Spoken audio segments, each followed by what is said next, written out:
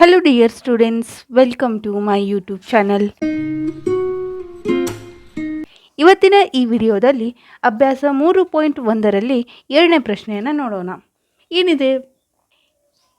a1 divided by a2, b1 divided by b2, c1 divided by c2 ಅನುಪಾತಗಳನ್ನು ಹೋಲಿಸುವ ಮೂಲಕ ಕೆಳಗಿನ ರೇಖಾತ್ಮಕ ಸಮೀಕರಣಗಳ ಜೋಡಿಗಳನ್ನು ಪ್ರತಿನಿಧಿಸುವ ಸರಳ ರೇಖೆಗಳು ಒಂದು ಬಿಂದುವಿನಲ್ಲಿ ಛೇದಿಸುತ್ತವೆಯೇ, ಸಮಾಂತರವಾಗಿವೆ ಅಥವಾ ಐಕ್ಯಗೊಂಡಿವೆ ಎಂಬುದನ್ನು ಕಂಡುಹಿಡಿಯಿರಿ. ಅದರಲ್ಲಿ ಒಂದನೇ ಪ್ರಶ್ನೆ ಏನಿದೆ?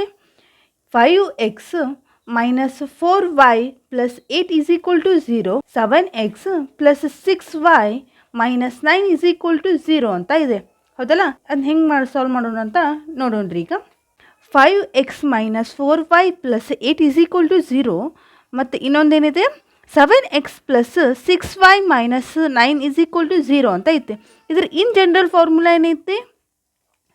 a1x plus b1y plus c1 is equal to 0. ಇದರ ಇನ್ ಜನರಲ್ ಫಾರ್ಮುಲಾ ಏನಂತ ಬರೀತೀರಿ? a2x plus b2y plus c2 is equal to 0 ಅಂತ ಬರೀತೀರಲ್ಲ. ಹಾಗಾದರೆ ಇಲ್ಲಿ a1 ಬೆಲೆ ಎಷ್ಟಾಯಿತು? a1 ಈಸ್ ಈಕ್ವಲ್ ಟು 5 ಆಯ್ತಲ್ಲ. b1 ಬೆಲೆ ಎಷ್ಟಾಯಿತು? -4. c1 ಈಸ್ ಈಕ್ವಲ್ ಟು ಎಷ್ಟಾಯಿತು? 8. ಅದೇ ರೀತಿ a2 ಬೆಲೆ ಎಷ್ಟಾಯಿತು? 7. b2 ಬೆಲೆ ಎಷ್ಟಾಯಿತು? 6. c2 ಬೆಲೆ ಎಷ್ಟಾಯಿತು? -9. ಇಲ್ಲಿವರೆಗೂ ಅರ್ಥ ಆಗಿದೆ ಅಲ್ರಿ? ಇವು ಎಲ್ಲ ಬೆಲೆಗಳು ಸಿಕ್ಕುವಲ್ರಿ. ಈಗ ಅನುಪಾತಗಳನ್ನ ಹೋಲಿಸುವ ಮುಖಾಂತರ ಇವು ಛೇದಿಸಿದವ ಅಥವಾ ಸಮಾಂತರವಾಗಿದವ ಅಥವಾ ಐಕ್ಯಗೊಂಡಿದವ ಅಂತ ನೋಡಬೇಕು. ಹೀಗೆ ನೋಡ್ತೀರಾ? ಇಲ್ಲಿ ನೋಡ್ರಿ, ಅನುಪಾತಗಳ ಹೋಲಿಕೆ ಅಂದ್ರೇನು? a1 ಡಿವೈಡೆಡ್ ಬೈ a2 ಎಷ್ಟಾಗುತ್ತೆ? a1 ಅಂದರೆ ಎಷ್ಟೈತಿ? 5. a2 ಅಂದರೆ 7. ಅದೇ ರೀತಿ b1 ಅಂದರೆ b1 divided by b2 is equal to b1 ಅಂದರೆ ಎಷ್ಟೈತಿ? -4 ಡಿವೈಡೆಡ್ ಬೈ b2 ಅಂದರೆ 6. c1 ಡಿವೈಡೆಡ್ ಬೈ c2 ಅಂದರೆ c1 divided by c2. c1 ಅಂದರೆ ಎಷ್ಟೈತಿ? 8. c2 ಅಂದರೆ -9. ಇಷ್ಟು ಬೆಲೆಗಳು ಗೊತ್ತಾದವಲ್ಲ. ಹಾಗಾದರೆ a1 ಡಿವೈಡೆಡ್ ಬೈ a2 ಎಷ್ಟು ಸಿಕ್ತು ನಮಗೆ? 5 ಡಿವೈಡೆಡ್ ಬೈ 7 ಸಿಕ್ತು. ಅದೇ ರೀತಿ b1 ಡಿವೈಡೆಡ್ ಬೈ b2 ಬೆಲೆ ಎಷ್ಟು ಸಿಕ್ತು? -4 ಡಿವೈಡೆಡ್ ಬೈ 6 ಅಂತ ಸಿಕ್ತು. ಹಾಗಾದರೆ ಇವು ಎರಡು ಏನಾದರೂ ಈಕ್ವಲ್ ಆದ್ವಾ? ಇಲ್ಲ ಅಲ್ಲ. ಹಾಗಾದರೆ ಏನಂತ ಬರೀಬೋದು ನಾವು ಇಲ್ಲೇ? 5 divided by 7 is not equal to -4 divided by 6 ಅಂತ ಬರ್ತೀನಿ. ಇಲ್ಲಿ ಎರಡು ಈಕ್ವಲ್ ಆಗಲಿಲ್ಲಲ್ಲ, ಅದಕ್ಕೆ ನಾನು ಏನು ಮಾಡಲಿಲ್ಲ? c1 ಡಿವೈಡೆಡ್ ಬೈ c2 ಹಾಕಲಿಲ್ಲ. ಯಾಕಂದರೆ ಇಲ್ಲಿ ನೋಡಿರಿ, a1 divided by a2 is not equal to b1 divided by b2 ಅಂದರೆ ನಮಗೇನು ಗೊತ್ತೈತಿ? ನಾನು ಹಿಂದಿನ ವಿಡಿಯೋದಲ್ಲಿ ಕೋಷ್ಟಕವನ್ನು ಹೇಳಿದ್ದೀನಲ್ಲ, ಅದನ್ನು ನೋಡಿರಿ. ಇಲ್ಲಿ ನೋಡಿರಿ, ಕೋಷ್ಟಕದಲ್ಲಿ ಏನೈತಿ? a1 divided by a2 is not equal to b1 divided by b2 ಆದ್ರೆ ಅವು ಏನಾಗಿದ್ದಾವೆ? ಛೇದಿಸುವ ರೇಖೆಗಳಾಗಿದ್ದಾವೆ. ಹೌದಲ್ಲ? ನಮಗೇನಂತ ಕೇಳಿದಾರ ಕ್ವಶನ್? ಸರಳ ರೇಖೆಗಳು ಒಂದು ಬಿಂದುವಿನಲ್ಲಿ ಛೇದಿಸುತ್ತವೆಯೇ ಅಥವಾ ಸಮಾಂತರವಾಗಿವೆ ಅಥವಾ ಐಕ್ಯಗೊಂಡಿವೆ ಅಂತ ಕೇಳಿದ್ದಾರೆ. ಹೌದಲ್ಲ? ಹಾಗಾದರೆ ಇವು ಏನಾದರೂ ಈ ಎರಡು ಸಮಾಂತರ ರೇಖೆಗಳು ಛೇದಿಸುತ್ತವೆ. ಕನ್ಕ್ಲೂಷನ್ ಏನು ಬರೀತೀರಿ? ಒಂದೇ ಬಿಂದುವಿನಲ್ಲಿ ಛೇದಿಸುತ್ತವೆ. ಒಂದೇ ಬಿಂದುವಿನಲ್ಲಿ ಛೇದಿಸುತ್ತವೆ.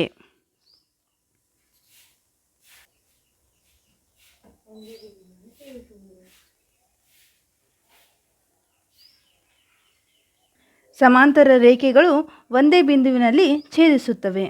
ಮತ್ತೇನು ನೋಡ್ತೀರಾ ಇಲ್ಲೇ? ಈ ಪ್ರಶ್ನೆ ಇಲ್ಲಿ ಈ ಕ್ವಶನಿಗೆ ಇಷ್ಟೇ ಆನ್ಸರು. ಸ್ವಲ್ಪ ಎಕ್ಸ್ಟ್ರಾ ಏನು ಹೇಳ್ತೀನಿ ಅಂದರೆ, ಒಂದೇ ಬಿಂದುವಿನಲ್ಲಿ ಛೇದಿಸಿದ್ರಂದರೆ ಅಲ್ಲಿ ಬೀಜಗಣಿತೀಯ ಪ್ರತಿನಿಧಿಸುವಿಕೆ ಹೇಗಿರುತ್ತೆ? ನಿಖರವಾಗಿ ಒಂದು ಪರಿಹಾರವನ್ನು ಹೊಂದಿರ್ತೈತಿ. ಹೌದಾ? ಹಂಗಾದ್ರೆ ಅದನ್ನು ಬರೀರಿ. ಒಂದು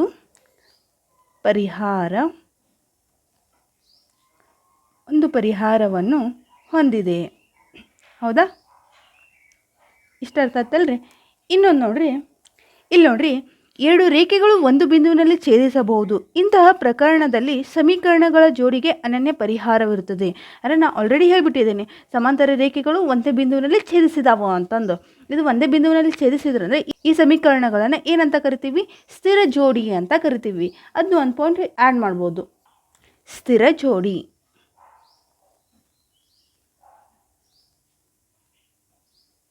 ಇವು ಎರಡು ಪಾಯಿಂಟ್ ಎಕ್ಸ್ಟ್ರಾ ಹೇಳಿದ್ದೀನಿ ನಾನು. ಇಲ್ಲಿಗೆ ಒಂದನೇ ಪ್ರಶ್ನೆ ಮುಗೀತು. ಈ ಲೆಕ್ಕ ಏನಾದರೂ ನಿಮಗೆ ಅರ್ಥ ಆದರೆ ಪ್ಲೀಸ್ ನಮ್ಮ ಚಾನಲನ್ನು ಸಬ್ಸ್ಕ್ರೈಬ್ ಮಾಡಿ. ನೆಕ್ಸ್ಟು ಮೂರನೇ ಪ್ರಶ್ನೆಯನ್ನು ನೋಡಿ.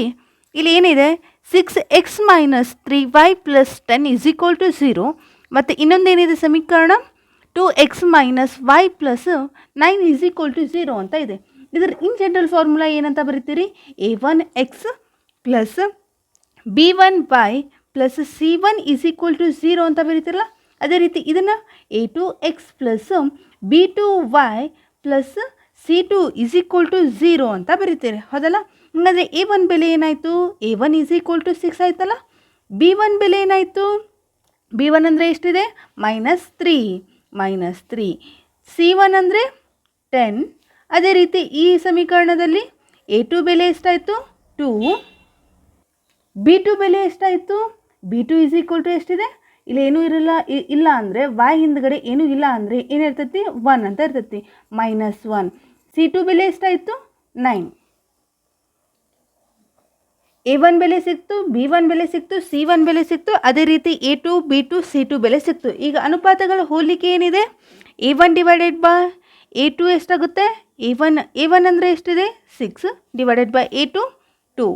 ಅದೇ ರೀತಿ b1 / b2 ಏನಾಗುತ್ತೆ? -3 / -1. ಅದೇ ರೀತಿ c1 / c2 ಏನಾಗುತ್ತೆ? 10 / 9. ಹೌದಾ? ಇಲ್ಲಿ ನೋಡಿರಿ, ಇದೇನಾದರೂ ಸಿಂಪ್ಲಿಫಿಕೇಷನ್ ಮಾಡೋಕ್ಕೆ ಬರುತ್ತಾ ಅಂತ ನೋಡಬೇಕು. 2 1 2 3 6 ಅಲ್ವಾ? ಹಾಗಾದರೆ 3 / 1 ಆಗುತ್ತಾ, ಹೌದಾ? ಇಲ್ಲಿ ಮೈನಸ್ಸು ಏನಾಗುತ್ತಾ? ಕ್ಯಾನ್ಸಲ್ ಆಗಿ 3 / 1 ಆಗುತ್ತಾ, ಹೌದಾ? ಇದೇನಾದರೂ ಹೋಗುತ್ತಾ? ಹೋಗಲ್ಲ.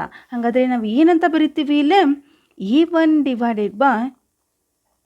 a2 = b1 / b2 is not equal to c1 / c2ನ. ಅಂದರೆ ಇದು ಅಂದ್ರೇ ಏನಂದರೆ 3 / 1 = 3 / 1 is not equal to 10 / 9.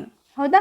ಇಲ್ಲಿವರೆಗೂ ಅರ್ಥ ಆಯ್ತಲ್ರಿ? ಹಾಗಾದರೆ ಇದು ಈ ಅನುಪಾತಗಳ ಹೋಲಿಕೆ ಏನನ್ನು ಪ್ರತಿನಿಧಿಸ್ತೈತಿ? ಸಮಾಂತರ ರೇಖೆಗಳು ಸಮಾಂತರವಾಗಿವೆ ಅಂತ ಪ್ರತಿನಿಧಿಸ್ತೈತಿ. ಸಮಾಂತರವಾಗಿವೆ. ಈ ಎರಡು ಸರಳ ರೇಖೆಗಳು ಏನಾದ್ರು ಸಮಾಂತರವಾಗಿವೆ. ಸಮಾಂತರವಾಗಿದ್ದರೆ ಬೀಜಗಣಿತೀಯ ಪ್ರತಿನಿಧಿಸುವಿಕೆ ಏನು ಹೇಳುತ್ತೆ? ಇಲ್ಲೇ ಪರಿಹಾರಗಳು ಇಲ್ಲ. ಪರಿಹಾರ ಇಲ್ಲ. ಇದನ್ನು ನಾನು ಎಕ್ಸ್ಟ್ರಾ ಹೇಳತ್ತಿದ್ದೀನಿ. ನೆಕ್ಸ್ಟ್, ಪರಿಹಾರಗಳು ಇಲ್ಲ ಅಂದರೆ ಅಲ್ಲಿ ಏನಾಗಿರ್ತಾವು? ರೇಖೆಗಳು ಏನಾದರೂ ಸಮಾಂತರವಾಗಿದ್ದರೆ ಆ ಸಮೀಕರಣಗಳು ಏನಾಗಿರ್ತಾವು? ಅಸ್ಥಿರ ಜೋಡಿಗಳಾಗಿರ್ತಾವು. ಅಸ್ಥಿರ ಜೋಡಿ.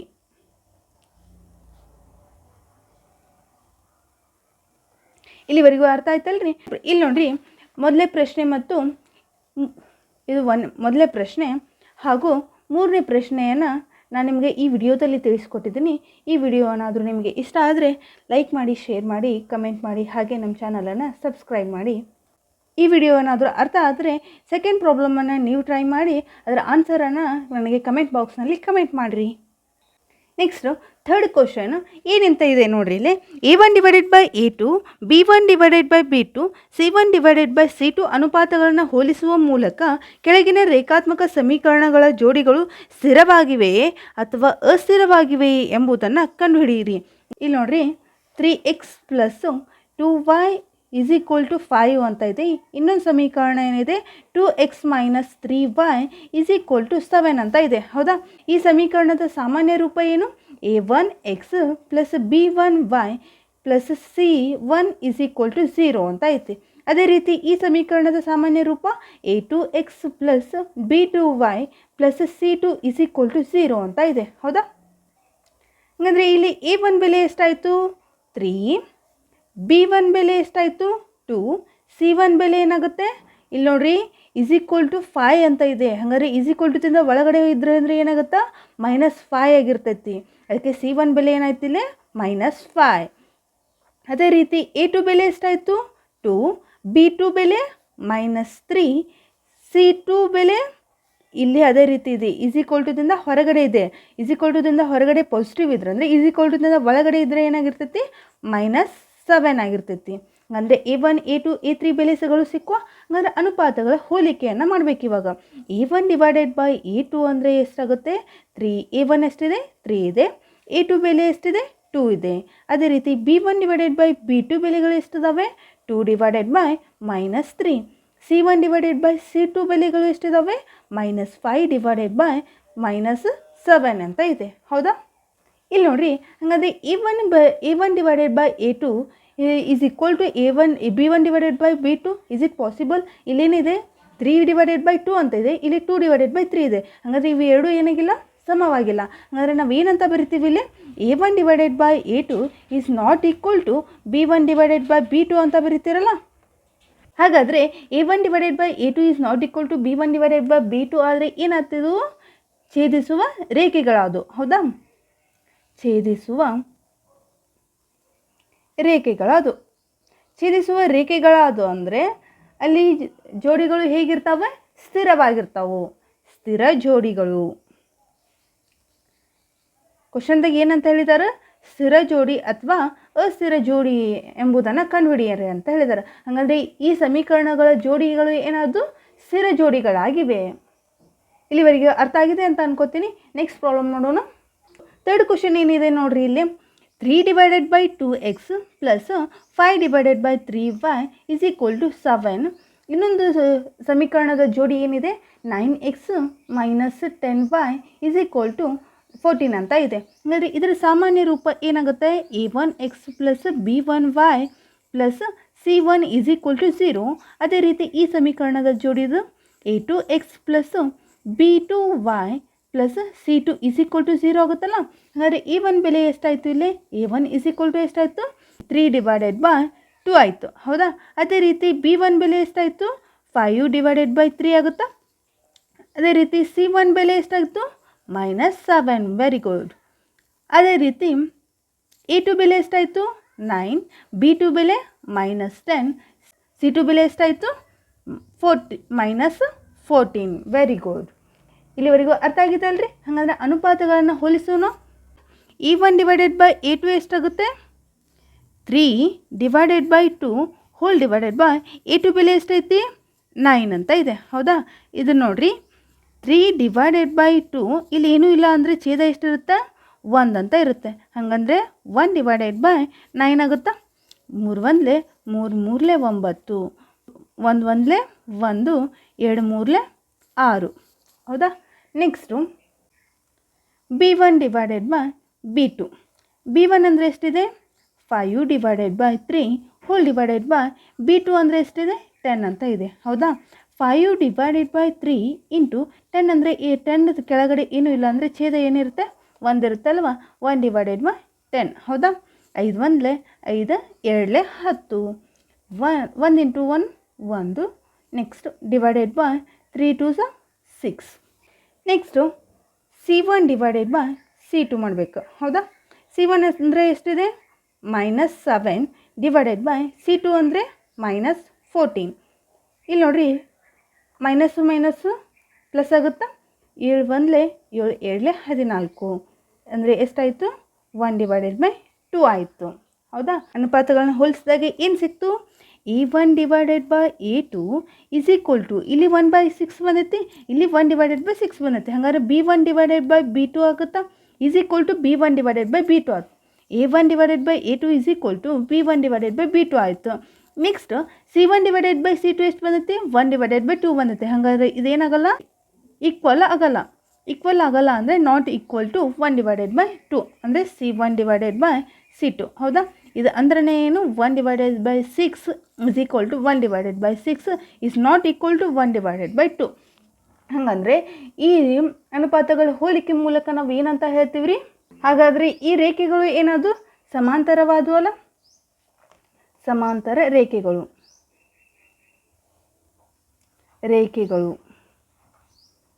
ಸಮಾಂತರ ರೇಖೆಗಳು ಆದರೆ ಇವು ಯಾವ ಜೋಡಿಗಳಾಗಿರ್ತಾವೆ?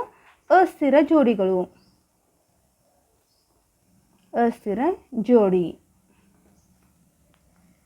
ನೆಕ್ಸ್ಟು 5th ಕ್ವಶನ್ ಏನಿದೆ ನೋಡಿರಿ.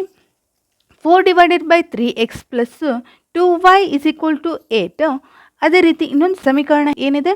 2x plus 3y is equal to 12 ಅಂತ ಇದೆ. ಇದರ ಸಾಮಾನ್ಯ ರೂಪ ಏನಾಗುತ್ತಾ a1x plus b1y plus c1 is equal to 0ನ. ಅದೇ ರೀತಿ ಈ ಸಮೀಕರಣ ಜೋಡಿದು a2x plus b2y plus c2 is equal to 0 ಆಗುತ್ತಾ. a1 ಬೆಲೆ ಎಷ್ಟಿದೆ a1 is equal to 4 divided by 3ನ. b1 ಬೆಲೆ 2, c1 ಬೆಲೆ 8. ಇಲ್ಲಿ a2 ಬೆಲೆ ಎಷ್ಟಾಯಿತು 2, b2 ಬೆಲೆ 3, c2 ಬೆಲೆ 12 ಮೈನಸ್ 8. ನೆಕ್ಸ್ಟು ಅನುಪಾತಗಳನ್ನ ಹೋಲಿಸ್ಬೇಕೀಗ. a1 ಡಿವೈಡೆಡ್ ಬೈ a2 ಆದರೆ ಎಷ್ಟಾಗುತ್ತೆ 4 divided by 3 whole divided by a2 ಅಂದರೆ 2 ಅಂತ ಇದೆ. 4 divided by 3 into 2 1 divided by 2 ಹೌದಾ. 2 1 2 2 2 ಡಿವೈಡೆಡ್ ಬೈ 3 ಆಯಿತು. ಅದೇ ರೀತಿ b1 ಡಿವೈಡೆಡ್ ಬೈ b2 ಅಂದರೆ ಎಷ್ಟಾಗುತ್ತೆ 2 ಡಿವೈಡೆಡ್ ಬೈ 3 ಹೌದಾ. 2 divided by 3. c1 divided by c2 ಎಷ್ಟಾಗುತ್ತೆ minus 8 divided by minus 12. 4 7 8 4 3 12 ಹಾಗಂದರೆ 2 divided by 3 ಆಯಿತು ಹೌದಾ. ಇಲ್ಲಿ ಸ್ವಲ್ಪ ಅಬ್ಸರ್ವ್ ಮಾಡಿರಿ. a1 ಡಿವೈಡೆಡ್ ಬೈ a2 ಏನು ಬಂದೈತಿ 2 ಡಿವೈಡೆಡ್ ಬೈ 3 ಬಂದೈತಿ. b1 ಡಿವೈಡೆಡ್ ಬೈ b2 ಏನು ಬಂದೈತಿ 2 ಡಿವೈಡೆಡ್ ಬೈ 3 ಬಂದೈತಿ. ಅದೇ ರೀತಿ c1 ಡಿವೈಡೆಡ್ ಬೈ c2 ಎಷ್ಟು ಬಂದೈತಿ 2 ಡಿವೈಡೆಡ್ ಬೈ 3 ಬಂದೈತಿ. ಅಂದರೆ ಅನುಪಾತಗಳ ಹೋಲಿಕೆ ಏನಾವುದು a1 divided by a2 is equal to b1 divided by b2 is equal to c1 divided by c2. ಅಂದರೆ ಏನು 2 divided by 3 is equal to 2 divided by 3 is equal to 2 divided by 3. ಎರಡು ಸಮಾಂತರ ರೇಖೆಗಳು ಏನದು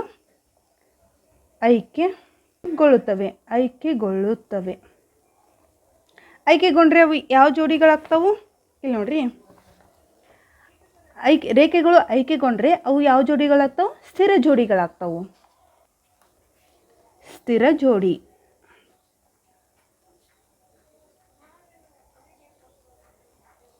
ಇಲ್ಲಿವರೆಗೂ ಅರ್ಥ ಆಗಿದೆಯಲ್ಲ. ಈ ವಿಡಿಯೋ ಏನಾದರೂ ಇಷ್ಟ ಆದರೆ ಪ್ಲೀಸ್ ಲೈಕ್ ಮಾಡಿ, ಶೇರ್ ಮಾಡಿ, ಕಮೆಂಟ್ ಮಾಡಿ, ಹಾಗೆ ನಮ್ಮ ಚಾನಲನ್ನು ಸಬ್ಸ್ಕ್ರೈಬ್ ಮಾಡಿ. ನೆಕ್ಸ್ಟ್ ಪ್ರಾಬ್ಲಮ್ಸನ್ನು ನೀವೇ ಸಾಲ್ವ್ ಮಾಡಿ ಕಮೆಂಟ್ ಬಾಕ್ಸ್ನಲ್ಲಿ ಕಮೆಂಟ್ ಮಾಡಿರಿ. ಇಲ್ಲಿ ನೋಡಿರಿ, ಎರಡನೇ ಪ್ರಶ್ನೆಯಲ್ಲಿ ನಾನು 1ನೇದು 3ನೇದು ನಾನು ಸಾಲ್ವ್ ಮಾಡಿದ್ದೀನಿ. ಎರಡನೇ ಪ್ರಶ್ನೆಯನ್ನು ನೀವು ಸಾಲ್ವ್ ಮಾಡಿ ಕಮೆಂಟ್ ಬಾಕ್ಸ್ನಲ್ಲಿ ಉತ್ತರವನ್ನು ಕಮೆಂಟ್ ಮಾಡಿರಿ. ಅದೇ ರೀತಿ 3ನೇ ಪ್ರಶ್ನೆಯಲ್ಲಿ 1, 3, 5 ನಾನು ತಿಳಿಸ್ಕೊಟ್ಟಿದ್ದೀನಿ. 2 ಮತ್ತು 4 ನೀವು ಹೋಮ್ವರ್ಕ್ ಮಾಡಿ ಕಮೆಂಟ್ ಬಾಕ್ಸ್ನಲ್ಲಿ ಉತ್ತರವನ್ನು ಕಮೆಂಟ್ ಮಾಡಿರಿ. Thanks for watching. ಈ ವಿಡಿಯೋ ಇಷ್ಟ ಆದರೆ ಲೈಕ್ ಮಾಡಿ, ಶೇರ್ ಮಾಡಿ, ಕಮೆಂಟ್ ಮಾಡಿ, ಹಾಗೆ ಸಬ್ಸ್ಕ್ರೈಬ್ ಮಾಡಲು ಮರಿಬೇಡಿ.